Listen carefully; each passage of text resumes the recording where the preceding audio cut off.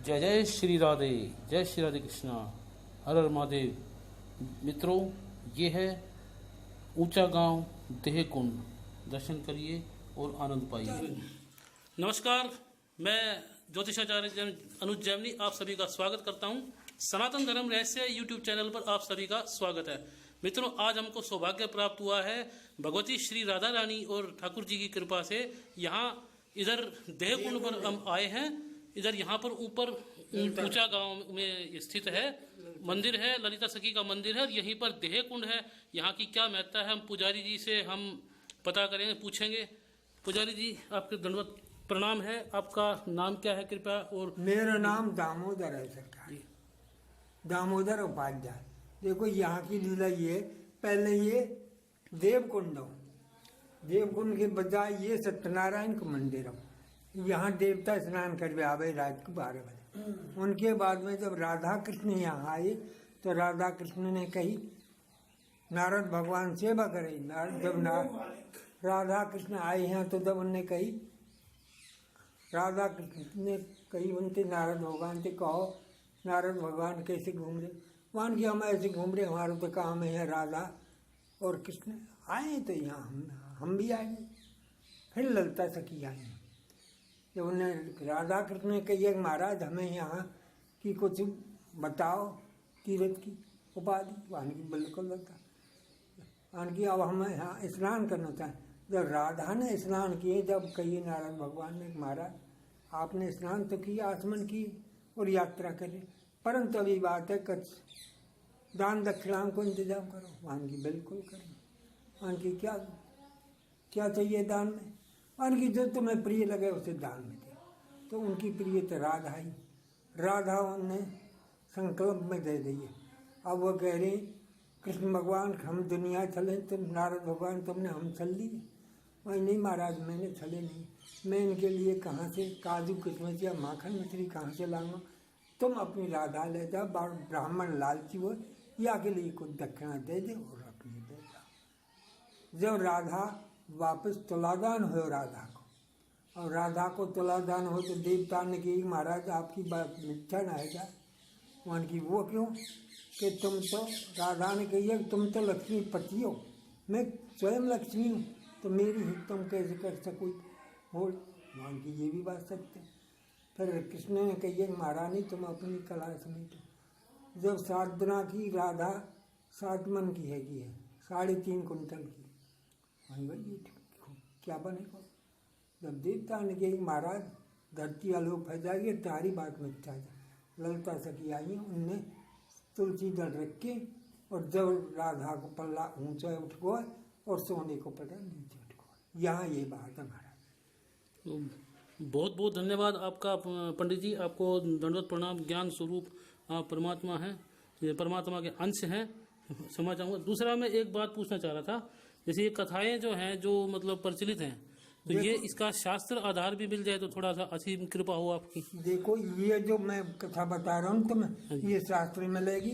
और गोसाई जी इनके चिट्ठा में देवकुंड को देवकुंड है जो राधा ने स्नान किए, और ये देवयारी प्रकट हुई जी। अच्छा, गर्ग संहिता में इसका उल्लेख है महाराज? गर्ग संहिता में वो तो बात पता होगी। देखो मैं इतनी बात नहीं बता सकूं, जितनी मैं सुन रहा हूँ उतनी बात होता। ठीक, वैसे देवता ने मालूम है खूब, और गोसाई ने मालूम है सब। ये सामने ये राधा रानी जी और ठाकुर जी विराजमान है, ललिता जी हैं? नहीं, ठाकुर राधा और कृष्ण बेकार झूठ नहीं बोलेंगे सरकार। दान के ऊपर झूठ बोलना और ब्राह्मण को कर्म, ये बात गलत है जी। आपका बहुत बहुत धन्यवाद। आपको मैं एक बात और बताना चाहता हूँ कि आज के समय में जो ब्राह्मणों को लेकर के बहुत भ्रांतियां हैं कि भाई लालची हैं या जो भी है, मैं बोलना नहीं चाहता बात, परंतु यहाँ पर इन महाराज जी को देख करके लगता है कि त्याग की मूर्त है। ब्राह्मण का जो जीवन होता है, त्यागी जीवन, वो इनसे जानने को मिला हमें। अभी एक हुई जैसे कि घटना, जैसे कि हम आने लगे तो महाराज जी थोड़ा फिसल गए, उनको चोट भी लगी, परंतु इतने शांत, इतने विनम्र हैं। उनको जो है हमने कहा लगी चोट, परंतु उन्होंने उसको भी ठाकुर जी की कृपा समझा। कोई नहीं, ठाकुर जी की सेवा में इतनी संलग्नता, इतनी विनम्रता, इतना सहज भाव शायद ही किसी में देखने को मिलता है।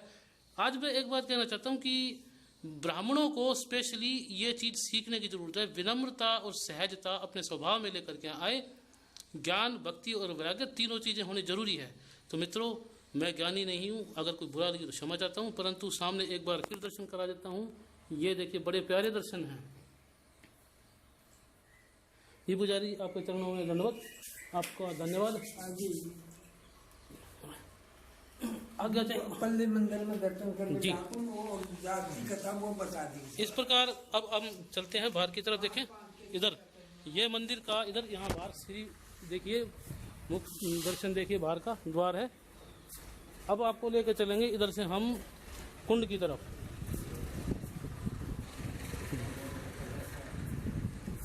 ये सामने कुंड है, इधर से हम आपको लेकर चलेंगे। सामने रास बिहारी जी का मंदिर है, ठाकुर रास बिहारी। जय जय श्री राधे, जय कृष्ण, राधे कृष्ण। महाराज जी के चरणों में नमन। महाराज जी कुछ बताइए, जो है आपका परिचय। आप 2 सेकंड तो मैं आपको बताऊं।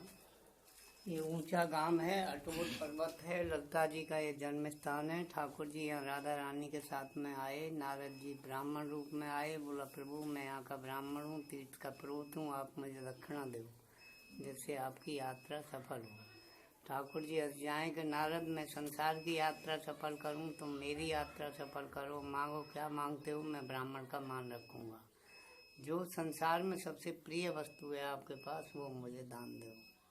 ठाकुर जी बोले मेरे पास तो स्वामी जी हैं, राधा रानी सबसे प्रिय। ठाकुर जी ने राधा रानी को दान किया, देह का दान किया। इसका नाम है देह कुंड जी। ये है देह बिहारी, जहाँ से आप आए हो। उसके बाद में ठाकुर जी बोले नारद ये क्या किया तुमने मेरे साथ, छल किया। मैंने नहीं छला, आपको जो लीला करनी है आप लीला कर चुके। इन ब्राह्मणों को प्रसन्न करके राधा रानी को वापस ले। फिर राधा रानी के ब्राह्मण बोले कि जाने अनजाने में शरीर से कोई भी अपराध हुआ है तो स्वर्ण धातु ऐसी मुद्रा है कि उससे जीव पाप दोष से निवृत्त होता है। राधा रानी के बराबर स्वर्ण दान करके राधा रानी को वापस लियो। वापस लेके अष्ट सखीन के साथ रास कियो। रास करके ये है रास प्यारी। लीला है संत के भाव के पीछे। ये पुष्टि मार्ग बल्लवाचार्य के भाव है, माधवाचार्य के भाव इस तरह से हैं कि यहाँ ठाकुर जी नौका विहार कर रहे हैं अष्ट सखियों के साथ। मध्य में जब नाव पहुंची तो राधा रानी से किराया मांगो, स्वामी जी मुझे किराया दो नाव का, न आठों सखीने लेके घूम रही हो। राधा रानी मुस्करा जाए कि बोली प्रभु न वा पार करी न या पार करी, बीच ही बीच में नाव रोक दी। ज़्यादा आग्रह किया है तो राधा रानी ने तन मन धन सर्वस्व ठाकुर जी को अर्पण किया है। कोई अपराध न लगे इसलिए संत ने भाव चेंज किए। जब राधा रानी को हृदय से लगाया है, उनकी खुशी में ब्राह्मणों को स्वर्ण दान दिया है, मतुला दान काट दिया है। चैतन्य महाप्रभु के भाव इस तरह से हैं। कोई गरीब ब्राह्मण था, बेटी सियानी है रही, शादी के योग धन की याचना की, प्रभु मुझे कुछ धन दो या कन्या की शादी कर दो। ठाकुर जी ने राधा रानी की तरफ इशारा कर दिया, करना कुष्ठ मूले, मेरा पर्सनल धन जो है वो राधा है, ले लो भैया। लौकिक धन मांगते हो तो ये मैया खड़ी हैं, बाबा खड़े हैं, इनसे मांगो। ब्राह्मण ने हाथ जोड़ दिए, क्यों मेरा अपमान करे, एक कन्या के लिए तो मैं बेकारी है रहूँ, दूसरी कन्या और दे रहे हो, कहाँ से पालन करूँ, कहाँ से ब्याह शादी करूँ, मुझे धन चाहिए। ठाकुर जी ने धन की इच्छा पूरी की और राधा रानी के साथ प्रस्थान किया है। जहाँ भी जाओ वहाँ 2 सेकंड शांति से बैठो। जो लीला जिस जगह ठाकुर जी ने की है उसका चिंतन करो। वो वाइब्रेशन आज भी इस क्लाइमेट में एटमॉस्फेयर के अंदर एब्जॉर्ब है। ये साधारण भूमि नहीं है, अलौकिक भूमि है। अच्छा महाराज जी, एक प्रश्न और है मेरा, क्षमा चाहूंगा। जैसे तुगलक के समय में, औरंगजेब के समय में मंदिरों को तोड़ दिया गया था, डेमोलाइज कर दिया गया था, तो उसके बाद नारायण भट्ट जी ने उनको प्रागट किया। हाँ जी। उसके बाद में उन्होंने ये सब की है, कल्पना की। नंदगांव है, बरसाना है, ये ऊंचा गांव है, ये गाजीपुर है, ये संखेत। थोड़ा सा नारायण भट्ट जी के बारे में खुलासे में बता दीजिए कृपया। नारायण भट्ट जी ये नारद जी के वंशज है जी। हमारे इन 5 गांवों के गुरु है। अच्छा, नारद जी के अवतार थे। आप जो यहाँ पे सेवा है, मतलब उनके वंशज माने जाते हैं? नहीं, वंशज ललिता जी पे, दाऊ जी में 2 जगह उन्हीं के वंशज हैं। ये महापुरुष है, साधारण नहीं है। जी जहाँ भी जाओ वहाँ 2 सेकंड शांति से बैठो, लीला का चिंतन करो। जिसकी खोज में यहाँ आए वो पढ़ी लिखी समाज है, वो चीज़ दूर नहीं है। बशर्ते अपने आप को जब पहचान लोगे तो ठाकुर जी की जो जीव की दूरी समाप्त। भक्ति का सबसे फर्स्ट सूत्र है परमात्मा को प्राप्त करने के लिए 9 सीढ़ी है। ठाकुर जी से मिलना है तो 9 सीढ़ी जो अगर पार कर गए तो ठाकुर जी गले लिपट जाए, वो मिल जाए वो। और 9 सीढ़ी में एक भी कम रह गई तो पैर फिसल जाए, वो गिर जाए, वो कुछ पल्ले नहीं पड़ेगा। सबसे फर्स्ट सीढ़ी है आस्था। आप लोगों की आस्था इन 5 बच्चों में कौन यहाँ लेके आया है, वो साक्षात ठाकुर जी ने अपने ही अंश में आपके साथ भेजा है मार्गदर्शन। दूसरी सीढ़ी पे आपके चरण कमल पड़ेंगे। यहाँ का क्लाइमेट, यहाँ का एटमॉस्फेयर देखने के बाद आपका विश्वास जम गया। किसके प्रति? उस बच्चे के प्रति जो आपको लेके आया है, कि हमको सही जगह पहुँचाया, अलौकिक जगह, लीला स्थली है, साक्षात ठाकुर जी यहाँ विराज रहे हैं। तीसरे सूत्र में हमारा आपका लौकिक इंट्रोडक्शन हो जाएगा। अलौकिक में आत्मा का डायरेक्ट रिलेशन ठाकुर जी के साथ बन जाएगा कि ये बच्चे मेरे हैं, मेरी हाजिरी लग गई, जीवन कृतार्थ। संबंध के बाद में श्रद्धा उत्पन्न होती है, प्रभु आपने मुझे किस लायक पात्र बनाया है, मैं क्या भेंट करूं आपको? पान फूल पुष्प यथाशक्ति क्या महाराज जी को करूं? श्रद्धा के बाद में भक्ति जन्म लेती है, अंकुर फूटता है। भक्ति माँ है, परमात्मा पिता है, माँ बाप का मिलन होगा, संति पैदा होगी, फर्स्ट पुत्र होगा ज्ञान। दूसरा इमीडिएटली वैराग्य, विवेक के द्वारा। वो वैराग्य या तो शमशान में होता है क्षण मात्र को, या देव दर्शन के सन्मुख जब एकाग्र चित्त के चिंतन करोगे। वैराग्य के बाद जीव अपने को धिक्कारता है कि मैं असत्य हूँ, संसार असत्य। सत्य क्या है? लास्ट स्टेज है देखो, सिवाय परमात्मा के कुछ भी सत्य नहीं है। फिर जीव एज सरेंडर, समर्पण भावना, तन मन धन सब प्रभु तेरा है, मैं अज्ञान हूँ, अंधकार में हूँ, मुझे प्रकाश में लाओ, बहुत पीछे रह गया संसार में। लास्ट जो 9वां सूत्र है समर्पण के बाद, उसका नाम है अथव्यम। अथव्यम में आत्मा परमात्मा दोनों के बीच में जो अंधकार की दीवार है वो नष्ट हो जाती है। कब? जब ठाकुर जी कृपा करे तब, हम कृपा पात्र बने तब। किनके माध्यम? फिर रिटर्न आस्था पे आना पड़ेगा, जो यहाँ लेके आए हैं उनके माध्यम। यहाँ नहीं तो नंदगाम, नंदगाम नहीं तो वृंदावन, वृंदावन नहीं तो गोकुल।